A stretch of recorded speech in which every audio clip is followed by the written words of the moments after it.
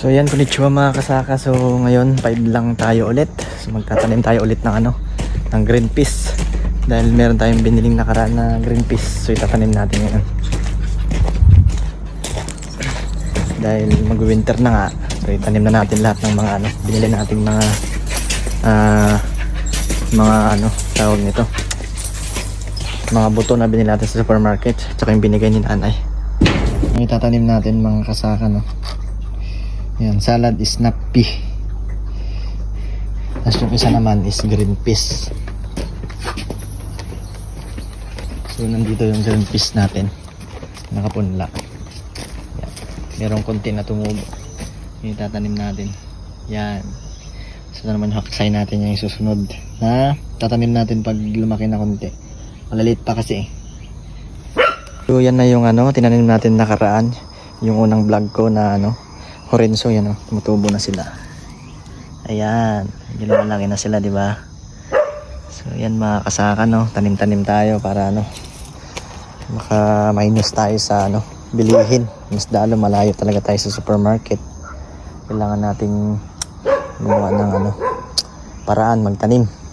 So ito yung gagamitin natin. So itatanim natin itong salad snap pea na sinasabi nila. So doon natin itatanim ay. Tara. So ito rin yung gagamitin natin na isa.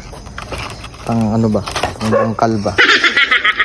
So dito natin itatanim yung salad snap pea tsaka yung green peas doon. So yan, linisan natin to. So let's go! Bilang isang farmer din sa Japan, so kailangan nating ihanda lagi yung sarili natin, alagaan natin dahil hindi natin alam yung mga trabaho natin dito sa abroad. Dahil bilang isang farmer talagang marami ang mga pagdadaanan natin na sakit sa katawan, kung ano-ano man. So ito talaga yung buhay bilang isang farmer dito sa Japan. So sa mga nagtatanong nga pala kung ano yung agency ko, so ang agency ko po is WISE or Wonderful International Services Corporation. So i-search nyo na lang yung site nila sa Google Apps at makikita nyo na ito at ma-open nyo na kaagad. A few moments later. So lalagyan natin ng hiryo bago natin itanim yung yan yung pataba. Tapos ito naman yung isa, kulay blue na yan, yan. Yan yung gagamitin nating pataba. Okay. Yan, kulay puti siya.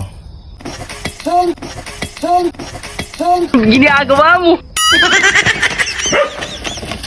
Yan, tapos ito yung isang pataba. Yan, okay na. Let's go!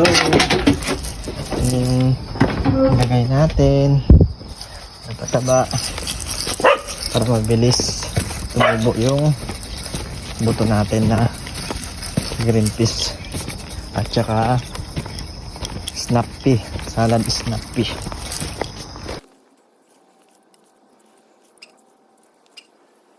Yan yung itsura mga kasaka, kulay puti siya, tapos yung isa kulay itim, yung pataba na gagamitin natin. Tapos ang gagawin natin ngayon is haluin natin para yung buto ng itatanim natin is mabilis siyang tumubo. Lalo mag-winter na ngayon. So yan.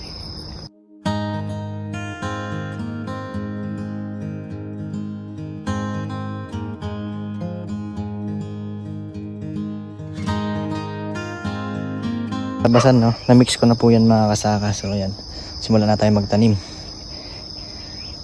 So ngayon mga kasaka, so ito yung tatanim natin yan. Yan yan, ito yung tatanim natin yan. So let's go! Additional lang sa mga nag-a-apply nga pala dyan sa Pilipinas papuntang Japan, masasabi ko lang sa inyo, kailangan nyo talaga magtiyaga kahit anumang mga pagsubok, sacrifice na ginagawa nyo dyan sa pag-a-apply papunta dito.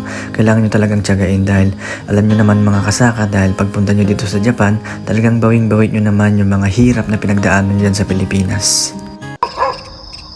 So ito yung buto niya mga kasaka, pakita ko sa inyo. Light pink. Yan. Lalaki pag laki siya ganito, pag nagbunga na siya ganito yung style niya. Ganyan yung bunga.